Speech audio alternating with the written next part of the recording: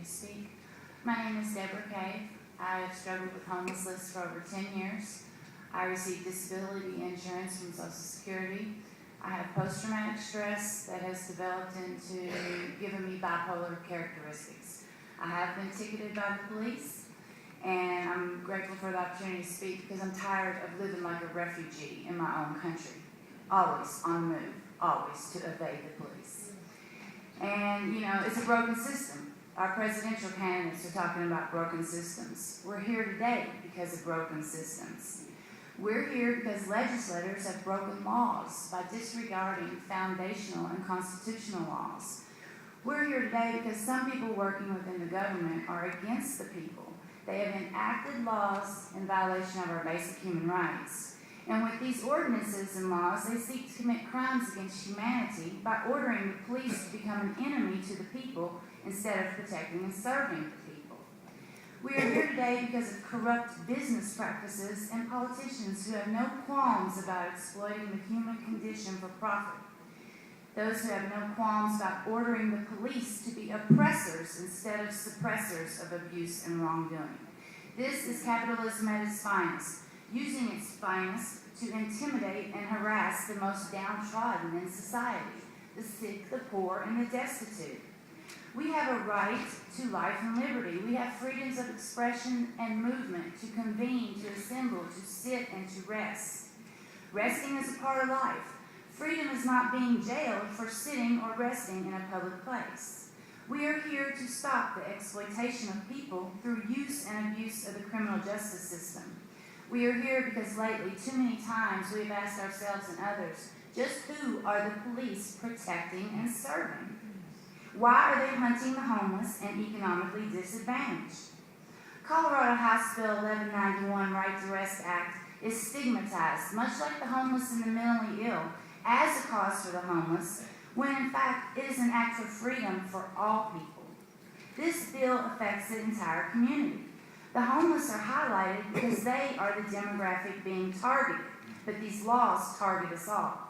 There are billions of Americans living on the edge of homelessness, and are they too living on the edge of being criminals because they're poor?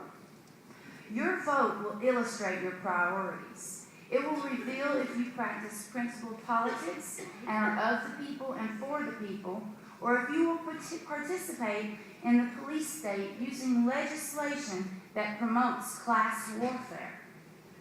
Using your legislative power, will you vote to inhibit the freedom of the people, preventing opportunity and contributing to their plight? Or will you prohibit legislation that promotes policing for profit? How will you vote? Vote yes on House Bill 1191. Thank you.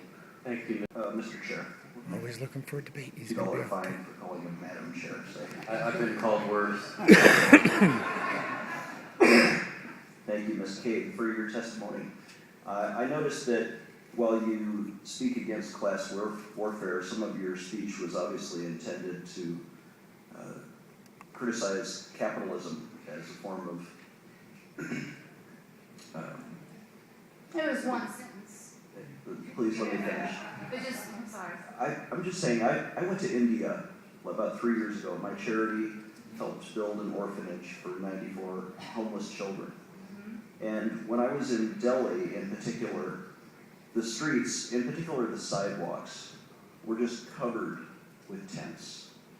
And the homelessness situation there is leagues beyond comprehension compared to what we live with here in America. And I also was given a statistic this week. Well, in America we may have up to 5 million homeless people. We also have 15 million empty homes, which were built by home builders, by capitalist people trying to create jobs in the economy. And there is so much more opportunity here in America. And we also heard that if this bill passes, it could have some unintended consequences, that it could actually force business owners to go through lawsuits, whether they're frivolous or not, could result in layoffs, could cause some unemployment of people who have homes now here in America, but would get laid off if they aren't able to make their mortgage. They could become homeless. So if this bill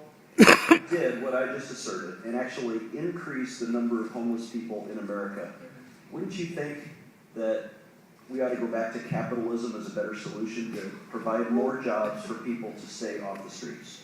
Well, no, I mean, I think. Ms. Cave, you can answer that real quick, and I don't know if that pertains to this bill. Yeah, right, and I mentioned the word capitalism once. First of all, India has a culture of a caste system, and it's acceptable to them. It shouldn't be here in America.